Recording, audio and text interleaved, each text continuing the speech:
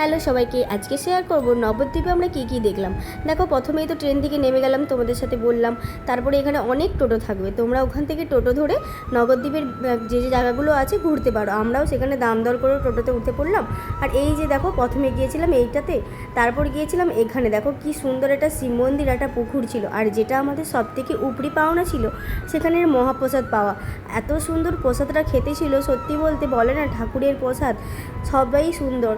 দেখো, তারপর ওটা খাওয়ার পর পৌঁছে গেলাম আমরা এই যে দেখো, পৃথিবীর সবথেকে উচ্চতম 60 ফুটের এই যে চৈতন্যদেব। তো এখানে গুহার মধ্যে দিয়ে প্রথমে যেতে হবে। তো আমি এই গুহাটা হাত দিয়ে দেখছিলাম যে পাথরের না কৃত্রিমভাবে। তারপরে দেখো এই যে 60 ফুটের শ্রী চৈতন্যদেবের মূর্তি। তো ওখানে একটু প্রণাম করে নিলাম। আর ভিতরে একটু মিউজিয়াম ছিল, সেখানে কী কী ছিল সেটাই ঘুরে ঘুরে দেখছিলাম। আর সব থেকে যেটা নবদ্বীপের আকর্ষণ ছিল সোনার গৌরাঙ্গ, ওটা দেখতে চলে গেলাম। সেটা দেখার পর নবদ্বীপ কমপ্লিট করে এবার আমরা যাব খেয়া পেরিয়ে মায়াপুরের উদ্দেশ্যে। চলো বাই।